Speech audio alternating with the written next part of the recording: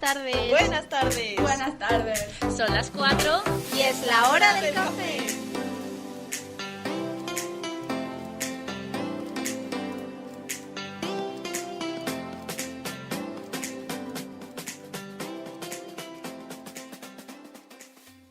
Buenas tardes, otro jueves más. Estamos aquí. Yo creo que hemos pasado el momento en el que cambiamos de estación. Mi cabeza por lo menos ha cambiado de invierno a verano, aunque todavía no es verano del todo porque nos quedan unos pocos exámenes. Pero bueno, sí, bueno, en este momento nos quedaría uno. Pero bueno, podríamos decir que ya tenemos todos los requisitos para que sea verano. Hace calor, nos ponemos el bikini. Bueno, eso del bikini es relativo porque toda mi ropa está en el piso en Madrid. Pero bueno, me pongo la ropa de 12 años que me sirve. Pero bueno, aunque te tengas que poner el bikini desde cuando tenías 13 años, hace tiempo de ponerse bikini. Y lo más importante, la hora del café, en la hora del café ahora tomamos café con hielo o frappuccino. ¿Qué O pasa? un frappuccino. Un frappuccino, Oh. que es como un café moderno. Y bueno, no sé, contadme algo. No, que aquí el requisito del calor no se cumple porque solo es verano durante un mes y solo por el día, por la noche no. Vivo en el Polo Norte. Tenemos, como podéis ver, aquí una persona en cada continente para que sea más verídico el podcast, ¿sí? No, en verdad no. Pero, pues yo aquí la verdad me estoy asando. Aunque bueno, creo que para acabar de estudiar viene tormenta, lo que me viene muy bien, porque yo sinceramente a 30 grados no proceso. Se me derriten las pocas neuronas que me quedan. Aquí, para acabar ya con el boletín del tiempo, hoy hay muchísima tormenta, hay muchísimos truenos. Viene el apocalipsis. Definitivamente podríamos dejar de hacer el podcast y dedicarnos a hacer noticieros del tiempo después de esto. Y bueno, vamos a empezar nuestro podcast. Hoy Davinia nos va a hablar de las revueltas que está habiendo en Latinoamérica, pero antes quería decir que bueno, hoy vamos a subir este podcast el día 4 de junio, que coincide con el Día Internacional de los Niños Víctimas Inocentes de la Agresión, que fue decretado por la ONU en 1982, justo cuando empezó la guerra del Líbano, y pues muchos niños fueron víctimas de estas agresiones. Entonces pues la ONU decretó este día. Así que después de esto, Daviño, ¿qué nos tienes que contar hoy? Hoy vamos a hablar de lo que, ha pasado y está pasando en Latinoamérica. O sea, vamos a hablar un poco de las revueltas, sus consecuencias y qué características comunes tienen. Vamos a explicar cómo 4 países, los más importantes, donde ha habido más revueltas, y luego las similitudes que tienen o de dónde vienen las protestas, si son iguales o no. Vamos a empezar diciendo como las causas, digamos, comunes que tiene el sur del continente americano, o sea, Latinoamérica. Por una parte, todos los países pues están en una desaceleración, en una crisis económica, ya que aunque en 2008 pues salieron adelante de la crisis sin consecuencias bastante graves, como sí que sufrió Europa o otras partes del mundo, ellos pues como que lo sobrellevaron bien. Pero actualmente, cuando todos los países estaban creciendo, aunque sí que ese crecimiento se estaba reduciendo, sí que era un crecimiento más o menos constante, su crecimiento era muy poco, y según el FMI durante este año deberían haber crecido un 0,2%, mientras otros países similares en Asia o en África tenían una previsión de crecimiento del 5,9 o del 3,2. Mucha gente dice que estas propuestas son consecuencias de que el modelo neoliberal o nacional popular que se daba en los distintos países se ha agotado, ya que desde los años 90 pues se había intentado implantar una y otra vez sin ningún éxito, y pues esos intentos de aplicación pues no tienen ningún resultado. Y es que los estados tienen el rol de proteger un estado económico y como que dejan de lado la desigualdad, invertir en educación, en tecnología. Y es que ningún país de América Latina ha logrado garantizar los derechos sociales, como la educación, la sanidad o el salario digno, por poner un ejemplo.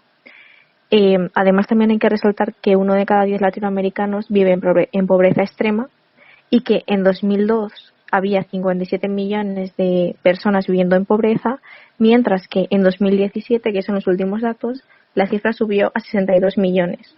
O sea que, digamos que la calidad de vida ha ido a menos. Además, también todos los países reclaman más democracia, ya que la población siente que no funcionan los partidos políticos, que hay una crisis de representación y tienen muy poca fe en las instituciones. Además de que en los países pues tienen en todos un alto nivel de corrupción. Además, todas las protestas han empezado por causas de menor importancia, como el aumento de las tarifas de bus en algunos países, pero que sí que es verdad que detrás de estas pues había problemas mucho más amplios de política pública, de corrupción, de educación, como ya hemos dicho antes. Vamos a empezar con Ecuador y vamos a ver cómo se sucedió un poco las revueltas que ha habido ahí. Vamos a hacerlo como en orden cronológico. Y, claro, tenemos que empezar por Ecuador porque fue el primero, digamos, en estas propuestas. Sí, una Y pregunta. Sí. Más o menos, o sea, ¿en qué momento temporal nos situamos en las protestas? O sea, ¿hace cuánto El año empezaron? pasado. Ah, vale, Ya genial. lo iba a decir ahora, cada país. Pensaba que eran más tarde. No. El 2 de octubre en Ecuador empezaron las protestas porque su presidente, Lenín Moreno, inició una serie de medidas económicas que estaban basadas en recortes. Y lo hizo así porque unos meses antes había acordado con el FMI medidas para así tener superávit público. De esta manera sí que obtendría más de 4.000 millones de dólares y el Estado ahorraría más de 1.400. Este conjunto de medidas de recortes lo llamaron paquetazo. Y lo que, digamos, incendió a las calles fue unos recortes de las ayudas públicas, entre los que se encontraba una subida de los carburantes. O sea que dejaron de subvencionar la compra de carburantes. Entonces, claro, toda la gente se echó a la calle. ¿Y cómo reaccionan? Pues todos los países reaccionaron de una manera más o menos similar, como ya veremos. En este caso, Ecuador decretó el estado de emergencia, el ejército, por lo tanto, salió a la calle, se inició un toque de queda. ¿Y qué consiguieron con esto? Pues que las protestas se volviesen aún más violentas. Además, resultaron heridas más de un millar, o sea que hay una fiesta impresionante. ¿Cómo se resolvió esto? El gobierno pues cedió un poco a las presiones y mediante una negociación con la CONAIE, que es la Confederación de Nacionalidades Indígenas de Ecuador, pues acordaron que estas propuestas se quitasen o se suavizaran por un momento. De esta manera pues el presidente derogó el llamado paquetazo. Pero ¿qué pasa? Que la semana siguiente, a pesar de haber prometido eliminar las medidas, pues él siguió explorando vías alternativas pues para alcanzar lo que le había dicho el FMI para así ahorrar. Entonces, la semana siguiente acordó un impuesto para así recaudar más de 600.000 millones de euros. O sea que, a pesar de que derogó el paquetazo, pues él sigue intentando recortar derechos a la población.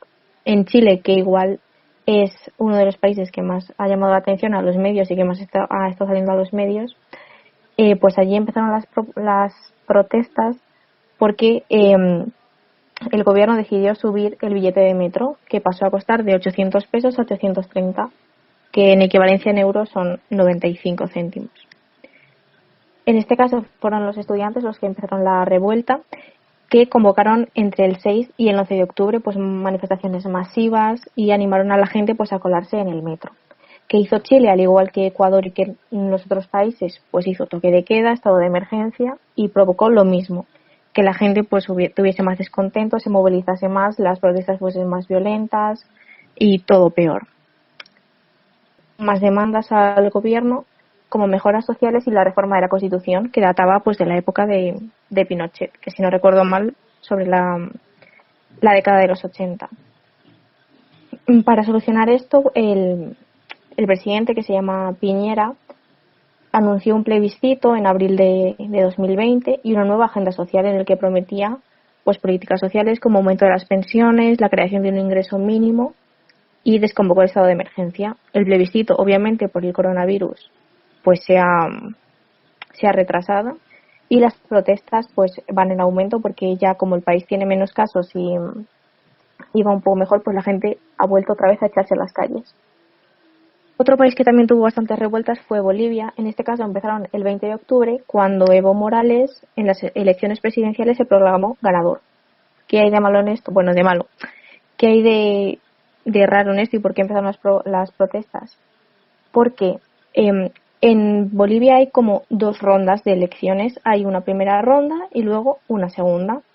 Pues para que haya una segunda ronda, el vencedor tiene que haber ganado por menos de 10 puntos al segundo candidato. Es decir, que si el primer candidato gana por más de 10 puntos, no tiene por qué haber segunda vuelta. Bien, pues en la primera ronda, Evo Morales pues no ganaba por 10 votos en el recuento. ¿Qué pasó? Que por un momento pues se cayó el sistema unas horas y cuando volvió daba los resultados de que Evo Morales estaba ganando por más de 10 votos, por lo tanto no tendría que hacer una segunda vuelta. Al final ganó por más de 10 puntos, entonces no tendría que haber segunda vuelta. ¿Qué pasa? Que la oposición pues obviamente no reconoció los resultados, hizo un llamamiento para movilizarse y salir a las calles como respuesta por un supuesto fraude. Pues hizo como una especie de diálogo abierto para hablar con los de la oposición. ¿Qué pasó? Que los de la oposición dijeron no quiero hablar nada, quiero que esas elecciones se revoquen, que no valgan para nada y que hagan unas nuevas. Bueno, pues al día siguiente, al ver Evo Morales que nadie le hacía caso, pues convocó elecciones y denunció una orden de detención ilegal contra él y el ejército le presionó, dimitió y se exilió a México, diciendo que esta era víctima de una represión política, que la gente pues no le quería y iban detrás de él. ¿Qué pasó? Que cuando Evo Morales se fue, ¿quién se quedó al cargo? Bueno, pues ascendió Jeanine Áñez, que se puede ver como que ascendió por un golpe de estado o no, eso cada uno a su interpretación.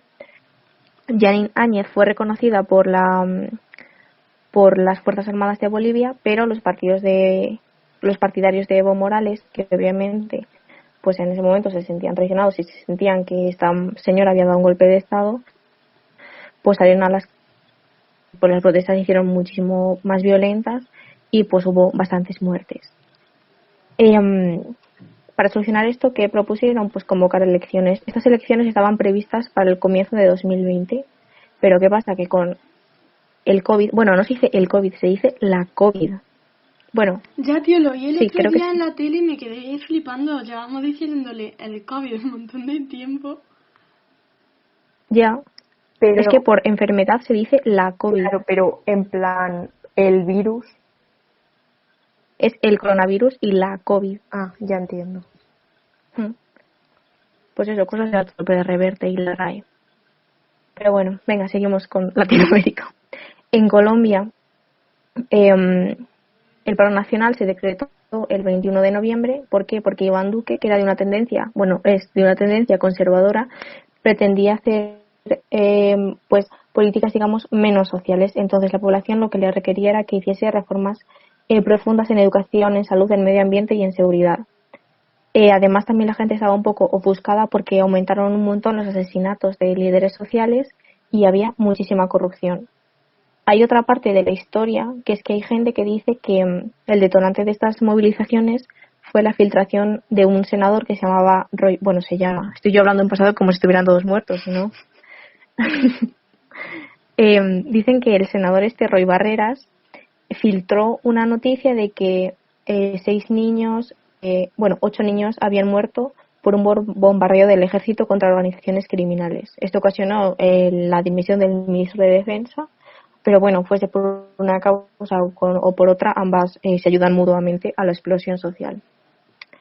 Bueno, el caso es que las manifestaciones más o menos eran pacíficas. Bueno, siempre hay alguien que no cumple el pacifismo, pero más o menos estaban más calmadas que en otros países, hasta que un chico de 18 años que se llamaba Dylan Cruz, esto sí que lo digo en pasado, porque lo disparó la policía y lo mató. Entonces, desde entonces la gente pues se ha echado muchísimo más a las calles, las manifestaciones eran muchísimo más violentas y hacían caceroladas contra el gobierno, que bueno, es algo que nos se suena repite en un muchos poquito. países, como aquí en el nuestro. ¿Qué pasa? Porque aquí no declaran estado de alarma permanente ni nada, porque Colombia tiene una situación un poco especial por el narcotráfico, las pandillas y las guerrillas que hay en el país, entonces tienen como un estado de alarma permanente. Entonces, bueno, aquí el gobierno no pudo hacer eso. También hay otros muchos países donde las protestas empezaron, como Haití por escasez de gasolina y alimentos, o Honduras porque querían que su presidente renunciase por estar involucrado en el narcotráfico. Además también en Nicaragua por recortes presupuestales. o sea, muchísimos otros países también se han sumado a estas protestas. Que, como decimos, tienen como un detonante de importancia menor, pero que detrás de ese hecho hay desigualdades, corrupción, falta de democracia y que, bueno, que al fin y al cabo pues quieren que los países crezcan social, políticamente y democráticamente. Todas estas protestas que se llevaron a cabo durante los últimos meses de 2019 pues se han llevado consigo la vida de 192 personas. Además ha habido más de 6.000 heridos y más de 11.000 arrestados. O sea que las protestas no tenían carácter menor. Bueno, como decía Rajoy, esto no es cosa menor, o dicho de otra forma, es cosa mayor. Aunque bueno, pues los medios de comunicación, como siempre, pues seleccionan la información y dicen un poco lo que les favorece. Hay gente que piensa que estos disturbios de América del Sur presentan algunas similitudes con otros países, como ha podido ser Argelia, Hong Kong o Yakarta, que también han tenido protestas contra el gobierno y sus políticas durante estos últimos meses de 2019. Pero el caso es que lo están empezando a llamar a las protestas, qué manía con propuestas, a las protestas de América del Sur como una primavera latina, asemejándolo a la primavera árabe que hubo pues en el norte de África y en Oriente Medio durante 2010 y 2011. Y es que en esa primavera árabe sí que propició la caída de presidentes, digamos, dictatoriales, aunque no sean democracias consolidadas, sí que, bueno, son democracias y que no hace por caer a un dictador. Pero bueno, sí que lo están llamando así pues porque tienden a reivindicarse la población por sus derechos y sus libertades como ciudadanos. ¿Qué os parecen estas protestas que ha habido en América Latina? Y ahora mismo con el coronavirus pues se han disminuido un poco, pero que van a volver obviamente, porque no han hecho nada los gobiernos. Que si hay protestas, pues por algo son. O sea, veremos, o sea, queda todavía ver a dónde llevan estas protestas, si van a hacer de verdad un cambio o no, o si de verdad... O sea, yo creo que en algún sentido lo que buscan es un estado de bienestar, por decirlo de alguna forma, ¿no? Sí, y es que además, a pesar de que esos países son países muy ricos en materias primas, en naturaleza, pero no ha habido ningún gobierno que haya sido capaz como de enriquecer al país mediante la utilización de los recursos que tiene. Entonces, no sé, también es un poco raro, ¿no? Sí, yo creo que, también está muy vinculado a lo que hablamos de los populismos, que, o sea, como que una vez que esa persona, el gobierno que sea llega al poder, como que ya se despreocupa completamente de la población y solo quiere permanecer ahí. Entonces creo que influye mucho también esa tendencia que se da en estos países. Yo estoy de acuerdo. Pues parece que están en un bucle del que no pueden salir. Es que al final esas propuestas yo creo que se hacen porque realmente el significado que tienen no es, por ejemplo, que aumente 30 pesos el precio del transporte público, sino que lo que se hace es una crítica estructural al sistema, realmente, a cómo funcionan las cosas y a la precariedad con la que vive la gran parte de población, cuando realmente América Latina se supone que es una zona que, como decía Davinia, tiene muchísimos recursos que no están siendo explotados para el bienestar de la mayoría, sino para una minoría.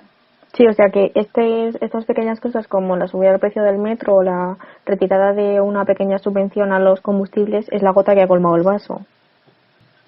Pero bueno, además de América Latina también hay otros muchos países, por ejemplo ahora Hong Kong, que están ahí a tope con manifestaciones y protestas sociales. No sé, creo que el mundo entero está viviendo como una época de reivindicación y de lucha por los derechos, ¿no? Sí, o sea, estamos viendo manifestaciones, yo creo, en todos los países, porque, bueno, aquí en España, ya sea por unos motivos o por otros también, en Estados Unidos, es que al final, no sé, cada uno lucha por una causa distinta, pero al final creo que una crisis es como un buen momento también para que se hable de otra cosa o hacerse notar o no sé.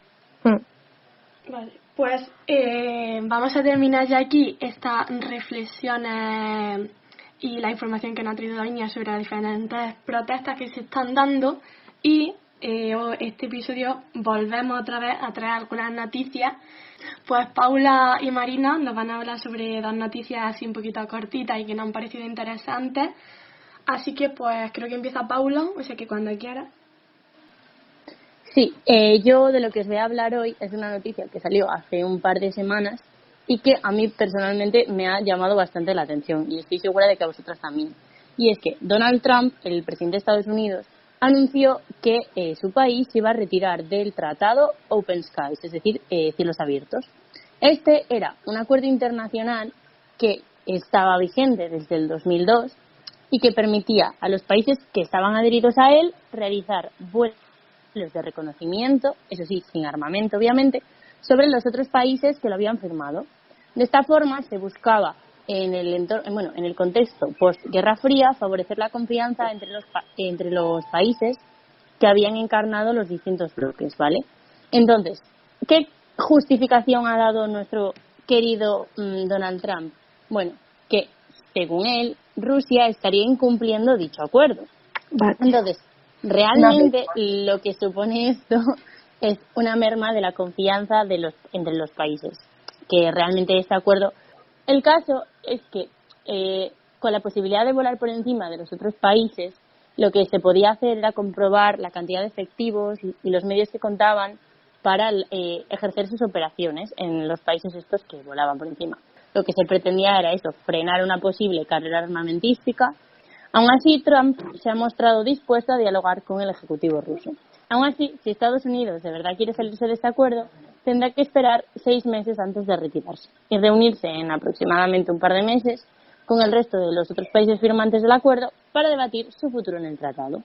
No sé qué opináis de esto. Igual en 6 meses Donald no está en el poder. Ojalá, pero... A mí me da un poco Guerra Fría vibes y no sé, se ha salido de un acuerdo que en verdad hasta el momento por lo menos yo no sabía que existía, pero que seguía siendo como importante en cierta forma. Sí, al fin y al cabo bueno, la cooperación. muy en la línea de Trump de salirse de toda la cooperación que pueda salirse. Y ya la última noticia que va a hablar Marina Es importante. nos va a hablar sobre algo bonito, porque también decimos cosas bonitas que pasan en el mundo. Bueno, dentro de todo este mundo de coronavirus también traemos noticias de esperanza, como que Costa Rica ha sido el primer país de Centroamérica en reconocer el matrimonio entre personas del mismo sexo. Bueno, ha sido este mismo mes, pero lo había solicitado ya en 2016. Lo solicitó ante la Corte Interamericana de Derechos Humanos, pero el tribunal no lo ha resuelto hasta 2018. En 2018 el tribunal dijo que se debían reconocer y garantizar todos los derechos que se deriven de un vínculo familiar entre personas del mismo sexo, incluido el matrimonio. Pero la recomendación parece ser que no la han tenido en cuenta ninguno de los países hasta este año, 2020, donde Costa Rica ha dado el primer paso. Entonces, esperemos que esto sea algo que, o sea, como que inicie una cadena, ¿no? Una reacción en cadena y los demás países, pues, se conciencien y lo imiten. Ojalá. Pues lo esperamos desde aquí y bueno, con esto terminamos nuestro podcast número 12. Esperamos que os haya gustado y nos queríamos despedir. Como siempre, dejamos nuestras redes sociales, @cafedelas4 en Instagram, Twitter, tenemos Facebook y también canal de YouTube. Y para todo lo que queráis, nunca nos escribís nada, pero bueno, si en algún momento alguien quiere escribirnos algo, pues lo leeremos.